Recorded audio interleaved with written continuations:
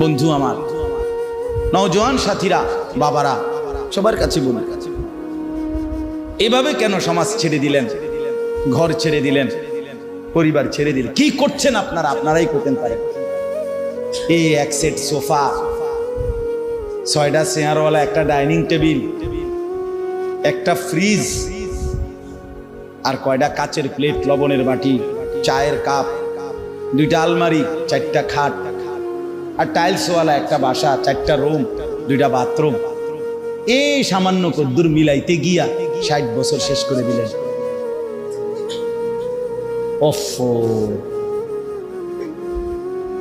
এই এত লম্বা হায়াত, এতগুলো সপ্তাহ, মাস, বছর, এটুকুতেই কি শুনাইলেন?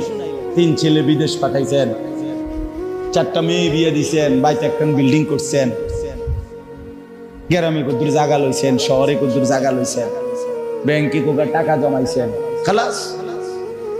এই তো মুসলমান, এই ছিল জীবন। এতটুকুতেই মানে তৃপ্ত হয়ে গেলেন।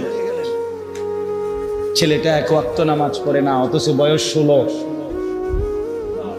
মেয়েটার বয়স 15-14, একদিনও পর্দা করে না। আপনার ঘর থেকে রঙে রসে সাইজা, টাইট কাপড় পইরা, অসভ্য, নির্লজ্জা, বেহায়া মেয়ে প্রতিদিন বের হয়। আপনি বোঝেন না কারে দেখাইতে বের হয়? আপনার চোখে কোনো শরম নাই?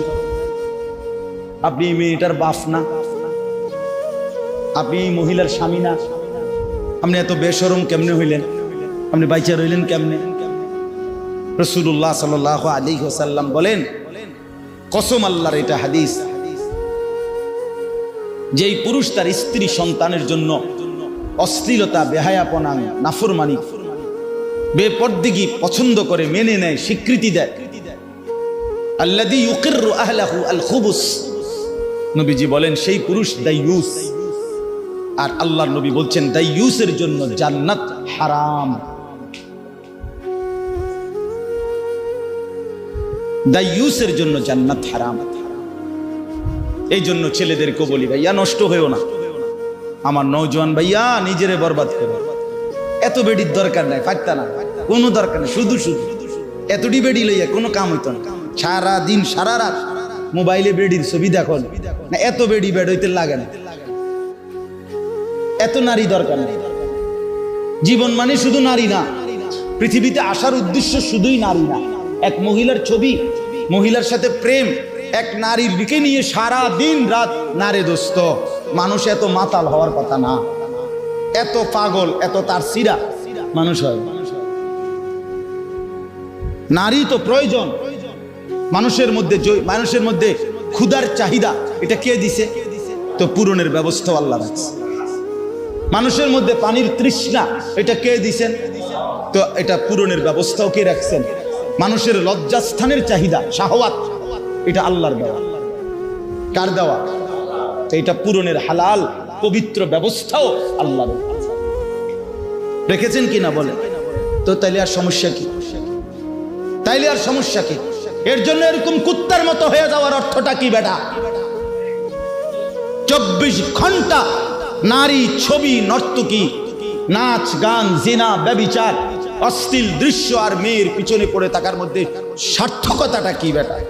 এমন সুন্দর যৌবন, 16, 17, 18, 20 বছরের এমন সুস্থ সবল শরীর, দেহটাকে বাপ কেমনে নষ্ট করে দিলাম? কেমনে নষ্ট করে দিল? ওফ, আমি বুঝি না এটা কি হায়াত নষ্ট করে দিল, কি চমৎকার জিন্দেগিটা শেষ করে দিল। হায় হায় হায়, আল্লাহ আমাদেরকে মাফ করে দেন। যে ভাইরা উদ্যোগ নিছেন, আল ইসলাহ পাঠাগার, মাশাআল্লাহ, সংশোধন, আগে ফিকির করবেন। শুধু কেবল ফেসবুক, শুধু মোবাইলে ছবি আসলো, ইউটিউবে ছবি আসলো, ফেসবুকে এই করেছেন সেই করেছেন, শুধু এতটুকুতেই খুশি হইবেন না। বরং নিজের সুন্দর, নিজের আখলাক, নিজের পরিবর্তন, নিজের সেজদা, নিজের নামাজ, নিজের বন্দিগি, এটার দিকে নজর রাখুন। আমরা এই করেছি, ওই করেছি, মানুষের কল্যাণে এই করেছি, মানুষ কিন্তু আমনেও কথা কয় না, আপনি নিজেও তো কি নিজের কল্যাণের ফিকির করেন, নিজের ফিকির করেন। আল্লাহ আপনাদেরকে উত্তম ভাবে তৌফিক দান করেন। তাহলে আমার বক্তব্যটা ছিল এটাই, ইসলাম সংশোধন করতে হবে নিজের, এক নম্বরে। আর প্রথম সংশোধন ঈমান আকীদা। প্রথম সংশোধন কিসের? 2 নম্বর ইবাদত, মানে আমল। 3 নম্বর হলো মুআমালাত, লেনদেন। আমরা চলতে গিয়ে জীবন চলার পথে জমির বেচা কিনা, এরপরে আমাদের সমস্ত উৎপন্ন কর্ম, আমরা যে উপার্জন করি, উপার্জনের যার যেটা পন্থা, চাকরি বলেন, ব্যবসা বলেন, ক্ষেত বলেন, যেটাই বলেন, যে যেমনি রোজগার করে, এর রোজগার মানেই লেনদেন। রোজগার মানে কি? কেউ পণ্য দেয়, কেউ টাকা দেয়, কেউ শ্রম দেয়, কেউ মজুরি দেয়, এই না কথাটা? মানে লেনদেন হয় এখানে। আমি শ্রম দিচ্ছি, আপনি আমারে পারিশ্রমিক দিচ্ছেন। আমি মাল দিচ্ছি, আপনি আমারে কি দিচ্ছেন? টাকা দিচ্ছেন। আমি জমি দিতেছি, আপনি আমারে মূল্য দিতেছেন, মানে লেনদেন। এইটাই মুআমালা। এইটাকেও সংশোধন করা আছে। এটার মধ্যে কোনো হারাম আছে কিনা, সুদ আছে কিনা, ঘুষ আছে কিনা, অবৈধ উপার্জন আছে কিনা, হারাম আছে কিনা, এটাকে বাছাই করে সংশোধন। আপনি যেমন কোম্পানি বলছে আপনারা এভাবে আমরা কিস্তি দেব, আপনার থেকে এভাবে টাকা নেব, আপনি এটা তো কোম্পানি না বলছে। আপনার উচিত একজন আলেমে দ্বীনকে জিজ্ঞেস করা যে হুজুর, আমার দোকানের ব্যবসাটা হলো এই, আমারে এই কোম্পানি এভাবে মাল দিতে চায়, এভাবে টাকা নিতে চায়, আমার এটা দেওয়া নেওয়া ঠিক হবে কিনা? এটা কি 10টা মিনিট, আধা ঘন্টা একজন আলেমের কাছে জিজ্ঞেস করে নেওয়া যাইতো না? কথা বলেন না কেন? না, কিন্তু আপনি দেখেন এটা জিজ্ঞাসা করতে রাজি। আমার সম্পদের উপরে এটা জিজ্ঞাসা করা উচিত যে আমার লেনদেনটা সহি কিনা। এই যে আমাদের সমাজে যুগ যুগ ধরে বন্ধকের যেই সিস্টেম আজও বদলানো যাচ্ছে না, অথচ এটা 100 যে আধা 30 শতক 20 শতক আধাকানি জমি আমনে আমি দিলাম, আর আমনের থেকে আমি 50,000 টাকা নিছি বা 1 লাখ টাকা দিছি, বিনিময়ে আমনের কাছে আমি 20 শতক জমি কি রাখছি? বন্ধক রাখছি, আর আমনের থেকে আমি টাকা নিছি 50,000। এখন আমাদের দেশের নিয়ম কি, যে যতদিন পর্যন্ত এই 50,000 টাকা সুদ না করবে, এবারে না দিতে পারবো, অতদিন এই 20 শতক জমি উনি ভোগ করবে। এটা না নিয়ম? এটা 100 হারাম, 100 হারাম, হারাম হারাম হারাম। এটা হারাম বেটা, হারাম খাইলা তুমি, হারাম খাইলা। যদি বলেন ওমা আপনি নতুন করে এই কথা কইলে হইব নি হুজুর? না, আমি নতুন করে কইলে হইতো না, জানতা আপনি আপনার পুরান কথা থাকেন, অসুবিধা, আপনার মানা করছি না, আমি তো জামুগা। এখন বয়ান শেষ হইলে তো আমার গাড়ি রেডি, আমি দৌড় কুমিল্লা, আমি কিত্তাম আপনার কান্দে লই বয়ে থাকতাম। আপনারে বললাম। হ্যাঁ, এবার যদি আপনি বলেন না হুজুর এটা হারাম না, আপনার কাছে হুজুর আছে, অন্য কেউ বলছে এটা জায়েজ, তাহলে কে বলছে আমারে জানাইলে এরপরে আমার বিচার যেদিন হবে সেদিন আমি বটনি লাগাবো আপনার সামনে কানে ধরে, এবং ভিডিও হইব, রেকর্ডিং হইব, সারা দেশ দেখবো। আপনি বিচারের ডেট ঘোষণা দিয়ে আমি আমু বলে। তাহলে কথার কথা একটা উদাহরণ দিলাম। অসংখ্য গাছের ফল, পুকুরের মাছ আপনার আন্দাজের উপরে বিক্রি করে ফেলে। ও বল মানে মুকুল বের হইতে হইতেই কি বিকচেলায় ফল বিক্রি করে ফেলে। তো এটা কি হালাল না হারাম জিজ্ঞেস করছে? ওদের এমনি তো চলতে আছে, এমনি চললে এমনি তো কত মানুষে বিড়ি খাইতে, এই জন্য সবাই বিড়ি খাই যাবো নাকি? কত মানুষে তো টেলিভিশন দেখতেছে, তো এই জন্য বুঝি টেলিভিশন জায়েজ হয়ে গেছে, নাটক সিনেমা দেখা কি হয়ে গেছে? জায়েজ হয়ে গেছে। তাইলে অনেক মানুষ কোনো গুনাহ করলেই সেটা কি হয়ে যায় না, হালাল হয়ে যায়। আল্লাহ আমাদেরকে বুঝ দান করেন। আপনি যদি বলেন বন্ধকের এই সিস্টেম সঠিক বানানোর কোনো সিস্টেম না, মানে এই লোক কি করবো যে 20 শতক জমি ওনার কাছে যে আমি বন্ধক রাখলাম, তো এটা কি করবো উনি? এটা আপনি কি করবে, এটার একটা বুদ্ধি আছে, এটা আমি বলতাম না। আমি আমনের দরকার হলে আপনি হুজুরের জিজ্ঞেস, আমি অন কইতাম কেন না, কি লেগে বললাম না, জানার দরকার না, যার দরকার হে জিজ্ঞাসা। কষ্ট করে আলেমদেরকে জিজ্ঞাসা করলেই ওনারা হালাল তরিকা কি, বৈধ পন্থাটা কি সেটা বলে দিই। কথা বুঝছেন কিনা বলেন? প্রত্যেক পন্থারই বিকল্প হালাল পন্থা আছে, আছে কিনা বলেন না কেন? মদের বিকল্প মধু আছে, বুঝেন না? সুদের বিকল্প ব্যবসা আছে, হালাল ব্যবসা। আল্লাহ এই জন্য বলছে আমি সুদে না হারাম করছি, কিন্তু ব্যবসাকে তো হালাল করছি। তাহলে বিকল্প হালাল পদ্ধতি আছে কিনা বলেন? আচ্ছা, আপনি জেনে নিবেন। 3 নাম্বার। 4 নাম্বার হলো মুআশারাত, আচরণ, পারস্পরিক আচরণ। মা, বাবা, স্ত্রী, সন্তান, চাচা, মামা, ফুফা, খালু, হ্যাঁ, পাড়া, মহল্লা, প্রতিবেশী, আত্মীয় স্বজন, বন্ধু বান্ধব, চলার পথের পথিক, মুসাফির, এতিম, গরিব, ফকির, মিসকিন, অসহায়, এই সমাজের আমাকে বাদ দিয়ে যত মানুষ, কার সাথে আমার আচরণ কি হবে এটা জানা, এটা ঠিক করা, এটাও আমার সংশোধনের অংশ। কথা বুঝছেন? মার সাথে আচরণ যা, স্ত্রীর সাথে আচরণ তা কেমন, সন্তান ভাইয়ের সাথে কেমন, নিকট আত্মীয়ের সাথে আচরণ কেমন, দূরের আত্মীয়ের সাথে আচরণ কেমন, এইটার স্তর জানা চাই, এটার স্তর জানা চাই। মাকে প্রাধান্য দিয়ে স্ত্রীকে জুলুম না করা, স্ত্রীকে প্রাধান্য দিয়ে মার উপরে জুলুম না করা, প্রত্যেককে তার হক আদায় করা। এই আল্লাহ আমাদেরকে বুঝ দান করেন। 5 নাম্বার হলো আখলাক, আমাদের অন্তরের ভিতরে চরিত্র। প্রত্যেক মানুষের অন্তরে 2 রকমের চরিত্র আছে, কিছু মন্দ চরিত্র, কিছু উত্তম চরিত্র। মন্দ চরিত্রগুলো সরিয়ে ফেলা আর উত্তম চরিত্রগুলো নিজের মধ্যে তৈরি করা, সংশোধন করা। যেমন আপনার মনে করেন কৃপণতা, এ মানুষের ভিতরে থাকে, কৃপণতার একটা অভ্যাস, এটা একটা মন্দ চরিত্র, এটা দূরে সরানো উচিত। দানশীলতা, পরোপকার, এটা একটা উত্তম চরিত্র, এটা আনয়ন করা উচিত। পরের গীবত, পরের প্রতি ঈর্ষা, মানে কারো কিছু ভালো দেখলেই গাও জ্বলা, হিংসা, ঈর্ষা, হিংসা, এটা একটা কি মন্দ চরিত্র। অপরের কল্যাণ দেখে খুশি হওয়া, এটা একটা উত্তম চরিত্র। তাহলে ওই মন্দটা সরানো, উত্তমটা আনা, এটা আমাদের দরকার। তাহলে আমি অল্প কথায় বললাম, 1 নাম্বার আমাদের ঈমান আকীদা সংশোধন করা উচিত, 2 নাম্বার ইবাদত আমল সংশোধন করা উচিত, 3 নাম্বার লেনদেন সংশোধন করা উচিত, 4 নাম্বার পারস্পরিক আচরণ সংশোধন করা উচিত, 5 নাম্বার আখলাক মানে ভেতরের চরিত্র সংশোধন করা উচিত। তাহলে ইসলাহি মাহফিল এবার বলেন তো কি পরিমাণ দরকার? কথাটা বুঝছেন কিনা বলেন? এগুলো একটা একটা করে ধরে ধরে ধীরে ধীরে ঠিক করা দরকার, শোনা দরকার, বুঝা দরকার, সংশোধন করা। এই জন্য আমি অনুরোধ করলাম, যেই ভাইরা আলহামদুলিল্লাহ উদ্যোগ নিছেন, আজকের মজলিসও সাজাইছেন এবং আপনারা ভিন্ন আরো আয়োজনও করছেন, আপনাদের এই সব আয়োজনে আল্লাহ তাআলা বরকত দান করেন।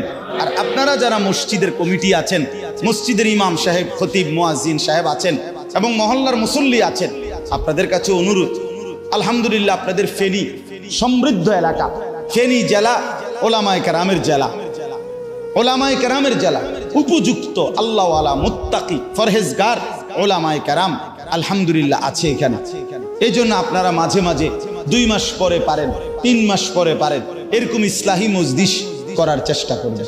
জনপ্রিয়তা কোনো জরুরি না, কোনো বক্তার জনপ্রিয়তা আছে, উনি আইলে কিছু লোক বেশি হইব না, এই জনপ্রিয়তার মোহ এটা ঠিক না। আমার জনপ্রিয়তা মূল মাকসাদ না, সংশোধন মূল মাকসাদ। কথা বুঝছেন কিনা?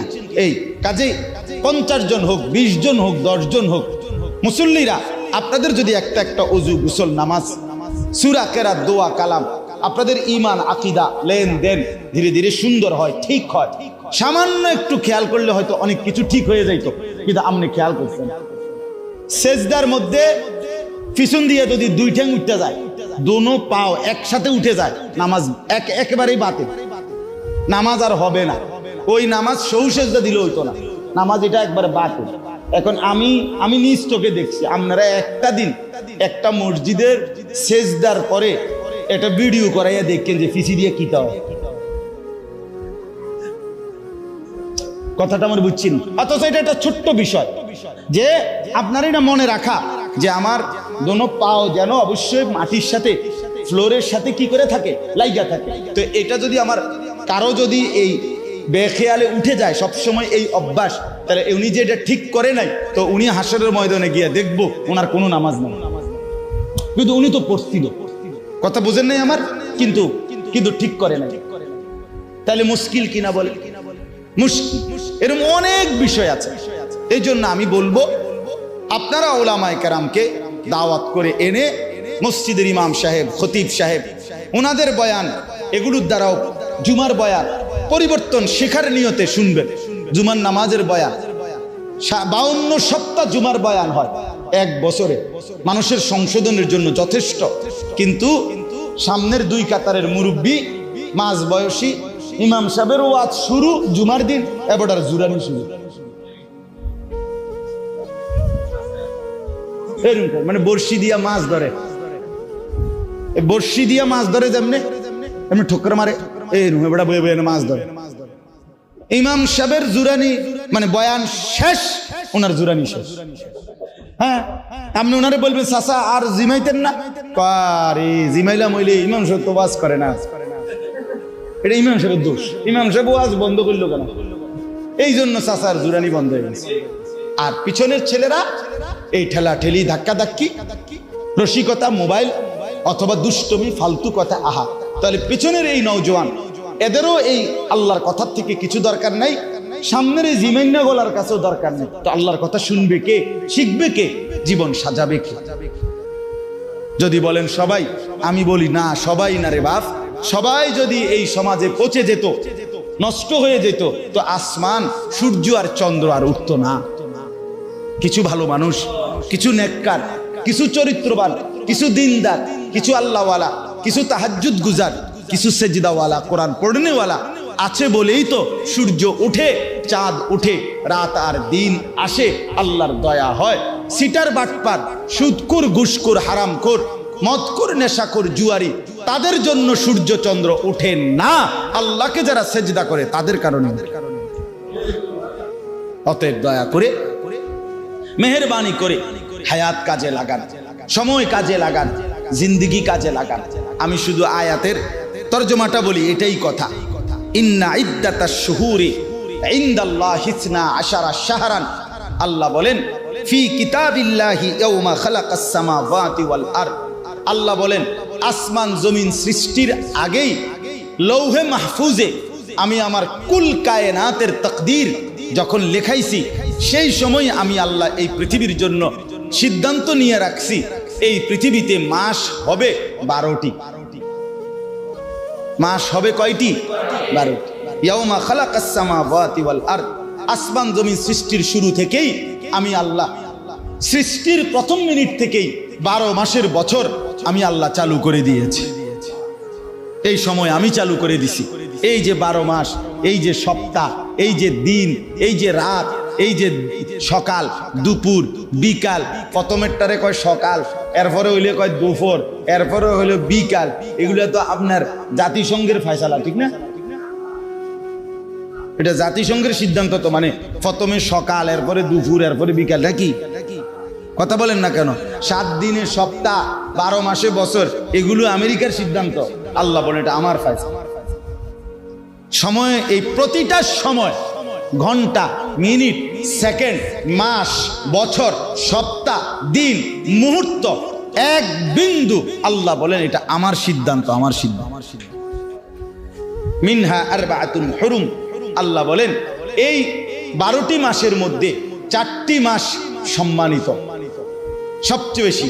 এই 4টি সম্মানিত মাসের মধ্যে একটা হলো এই মুহররম, জিলকদ, জিলহজ, মুহররম, রজব। এর মধ্যে এখন যে মাস, আগামীকাল 10ই মুহররম। আল্লাহর সৃষ্টির মধ্যে যে কয়টা সম্মানিত দিন, তার মধ্যে অন্যতম একটি দামি, সম্মানিত, পবিত্র একটি দিন আগামীকাল 10ই মুহররম, আশুরা যেটাকে বলে। রাসূলুল্লাহ সাল্লাল্লাহু আলাইহি সাল্লাম বলেন এই আশুরার দিন যে ব্যক্তি রোজা রাখবে, আল্লাহর নবী বলেন আমি আশা করি আমার আল্লাহ তার পিছনের 1 বছরের গুনাহ মাফ করবেন। এই জন্য নবী সাল্লাল্লাহু আলাইহি সাল্লামের আমল ছিল বাপ। নবীজি সাল্লাল্লাহু আলাইহি সাল্লাম আশুরার রোজা রাখতেন, সাহাবায়ে কেরামকে রাখতে বলতেন, এবং ইন্তেকালের আগের বছর বলছিলেন যে আমি 10 তারিখের সাথে 9 তারিখও একটি রোজা মিলাইয়া রাখবো, মানে 2 দিন। আলহামদুলিল্লাহ, এই জন্য 9 এবং 10, অথবা কেউ ইচ্ছে করলে 10 এবং 11, এই 2 দিন নফল রোজা রাখলে অনেক সওয়াব পাইবেন। নবীজি বলছেন রমজানের পরে বাকি 11 মাসের মধ্যে সবচেয়ে শ্রেষ্ঠ নফল রোজা হলো এই মুহররমের রোজা। আফদালুস সিয়ামি বাদা রমাদান শাহরুল্লাহিল মুহাররম। আলহামদুলিল্লাহ, আমরাও চেষ্টা করছি। আমি রোজা ছিলাম, ইফতার করছি দেখেই একটু দেরি চাই, নাই তো আমি জাস্ট টাইমে আসতে পারতাম। তো এই জন্য আপনাদের কাছে অনুরোধ করলাম, যারা আজকে রাখছেন কালকে আরেকটা রাখবেন ইনশাআল্লাহ। যারা পারেন নাই, যারা চেষ্টা করেন কালকে বুধবার, তারপরের দিন বৃহস্পতিবার, এই 2 দিনের 2টা রোজা রাখতে অনেক বড় সওয়াব পাবেন। স্ত্রী, সন্তান, ঘর পরিবারের মা বোনদের কাছেও বলবেন। সর্বশেষ কথা হলো যালিকা দ্বীনুল কাইয়্যিম। আল্লাহ বলেন এই মাস, বছর, ঘন্টা, মিনিট, সেকেন্ড এবং সম্মানিত 4টি মাস, এই সব কিছুই আমি আল্লাহর অকাট্য বিধান। অতএব তুমি রাতকে ডবল একসাথে আনতে পারতা না, দিন ডবল একসাথে আনতে পারতা না, তুমি কোনো ঘন্টা আটকাইতে পারতা না, তুমি কোনো মিনিট থামাইতে পারবেন? আল্লাহ চাইলে পারবে, আর কেউ পারবে? আল্লাহ কোরআনে বলছে আমি যদি রাত টেনে লম্বা করে কিয়ামত পর্যন্ত রাত বানিয়ে রাখি, কুল আরাআইতুম ইন জাআলাল্লাহু আলাইকুমুল লাইলা সারমাদান ইলা ইয়াউমিল কিয়ামা মান ইলাহুন গায়রুল্লাহ ইয়াতিকুম বিদিয়াইন। কে আছে আমি আল্লাহ ছাড়া আগামী কালকের ভোর এনে দিব? বলেন তো, আছে কি কেউ? আছে কেউ? বলেন বাপ। অতএব আল্লাহ বলছেন এটা আমার অকাট্য বিধান। রাত্র আমি আনি, দিন আমি আনি, বছর আমি আনি, মাস আমার বাপ। এই শেষ কথাটা শুনেন, আল্লাহ কোরআনে বড় আমাদেরকে আদেশ করছেন, ফালা তাজলিমু ফীহিন্না আনফুসাকুম। অতএব আমার বান্দা, যেহেতু তুমি বুঝেছো যে মাস, বছর, সম্মানিত মাস অথবা ঘন্টা, মিনিট, সেকেন্ড, সময় সবটাই আমি আল্লাহর। অতএব আমার সময়ে, আমার দেওয়া সময়ে, আমার দেওয়া হায়াতে তুমি নিজের উপরে গুনাহ করে জুলুম করো না।